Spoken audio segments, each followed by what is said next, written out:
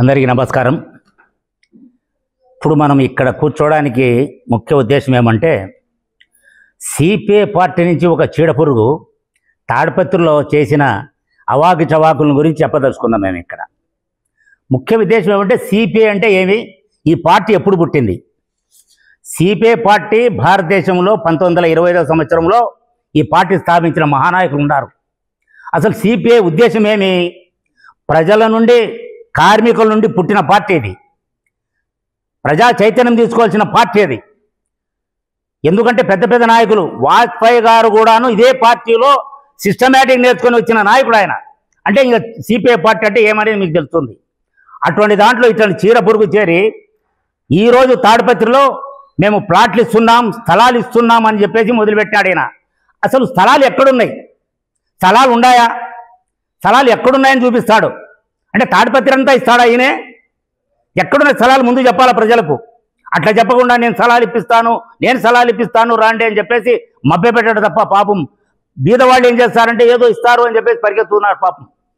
అది అడ్డం పెట్టుకొని డబ్బులు వసూలు చేసుకుంటూ ఒకవైపు తను ఈ దీంట్లోంచి బయటపడడానికి మొదలుపెట్టాడు.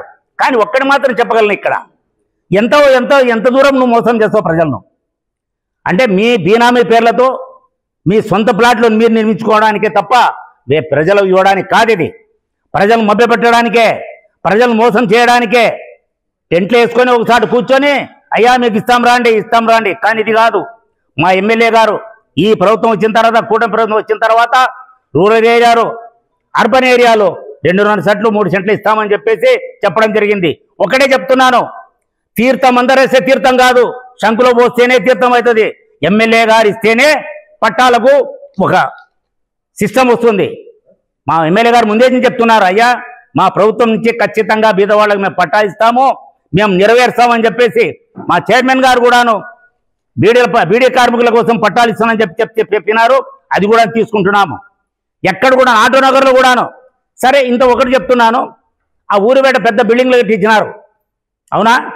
మరి ఇంతవరకు ఏం చేసినారు మీరు 5 ఏళ్ల నుంచి? ఎందుకు ఇప్పించలేకపోయినారు? బూజు పట్టినాయి డిక్కో బిల్డింగ్లు అన్నీ కూడాను. ఆ బిల్డింగ్ గురించి మాట్లాడేవేంది? ఇంకా ఆర్టీటీ కాలనీలో అయితే అన్నీ నీవే, అన్నీ బినామీ పేర్లే. పేరు ఒకటిది, సొమ్ము ఒకటిది, సోకొకటిది అన్న చెప్పట్టి. ఇదొకటి ఏమి లేదు. ఈ సిపిఐ వాళ్ళు ఏం చేస్తున్నారంటే తాడిపత్రిలో వాళ్ళు పేరు పెట్టడం, ప్రజల పేరు పెట్టడము, వీళ్ళు కబ్జా చేసుకోవడము. ఒక్కసారి ఆలోచించండి, ఈ సిపిఐ నాయకుల పేర్ల మీద ఆస్తులు లేవా? ప్రతి వానికి ఆస్తులు ఉన్నాయి. ఎక్కడ చూసినా ఇళ్ళు వాళ్ళవే, పట్టాలు వాళ్ళవే. మీకు కావాలంటే ఒక విషయం చెప్తాను.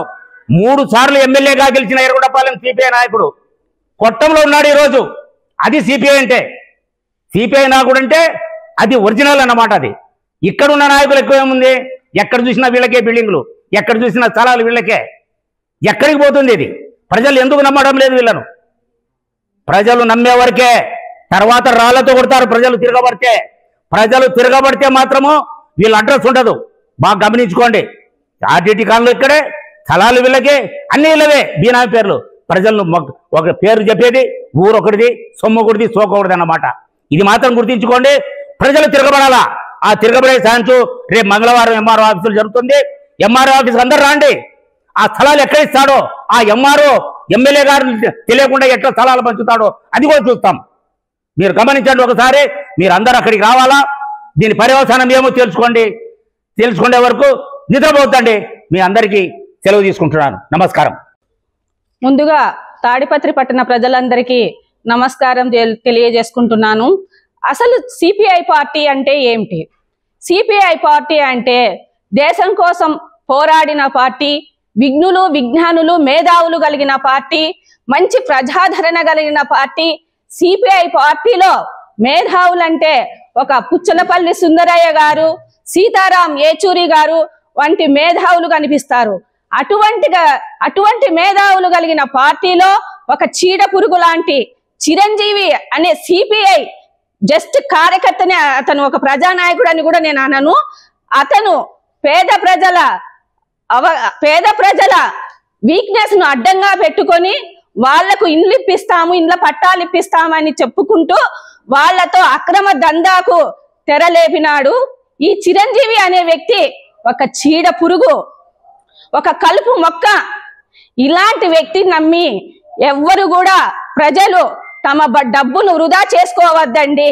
మన కూటమి ప్రభుత్వం ఒక వ్యక్తికి ఇల్లు లేని వాళ్లకు 2 సెంట్లను కేటాయిస్తుంది. దానికి సంబంధించి కార్యాచరణ మన తాడిపత్రిలో మన ఎమ్మెల్యే సారథ్యంలో మనము సచివాలయాల ద్వారా అప్లికేషన్లు కూడా తీసుకుంటాము త్వరలోనే. చిరంజీవి, నీకు ఇదే చెప్తున్నా, పేద ప్రజలను అడ్డం పెట్టుకొని నువ్వెంత సంపాదిస్తున్నావు ఒకసారి నువ్వు ప్రశ్నించుకో. నువ్వు సిపిఐ పార్టీలోకి రాకముందు నీ ఆస్తి ఎంత, ఇప్పుడు నీ ఆస్తి ఎంత ఒకసారి గమనించు. నువ్వు ప్రజలతో డబ్బులు గిన వసూలు చేసి ఇట్లగిన అక్రమంగా సంపాదించుకోవాలని అనుకుంటే గిన నువ్వు మంగళవారం నాడు ఎంఆర్ఓ ఆఫీసులో మీకు స్థలాలు ఇప్పిస్తానని పిలుపునిచ్చావు. ఈ పిలుపులో భాగంగా నువ్వు ఎవరికైనా గాని స్థలాలు ఇప్పించకపోతే నీకు తగిన బుద్ధి చెప్పడానికి మేము మా కౌన్సిలర్స్ ప్రజల తరపున నీకు తగిన బుద్ధి చెబుతాము. మా జేసీ ప్రభాకర్ రెడ్డి అన్న గారి నాయకత్వంలో మేము ప్రజల కోసం, ప్రజాభిప్రాయం కోసం, ప్రజల మంచి కోసం ఎందాకైనా పోరాడతాం. ఇక నుంచైనా మానుకో. ఇకపోతే నువ్వు ఆర్డిటి కాలనీలో నీ బినామీల ద్వారా 125 flat number, 173 flat number, 179 flat number, 181 flat number, 298 flat number, 509 flat number, 852 ఇవన్నీ ఎక్కడి నుంచి వచ్చినాయి నీకు? పేద ప్రజలను అడ్డం పెట్టుకొని నీ స్వలాభం కోసము ఇవన్నీ తెరలేపుతున్నావు. తస్మాత్ జాగ్రత్త, నీ అంతు చూస్తాము. నువ్వు గిన ఇక్కడి నుంచి కూడా ప్రజలతో బాధ్యతగా మెలుసుకోకపోతే నీకు ఎంఆర్ఓ ఆఫీసులోనే రేపే వచ్చి నీకు తగిన బుద్ధి చెప్పడానికి మేము సిద్ధంగా ఉన్నాం.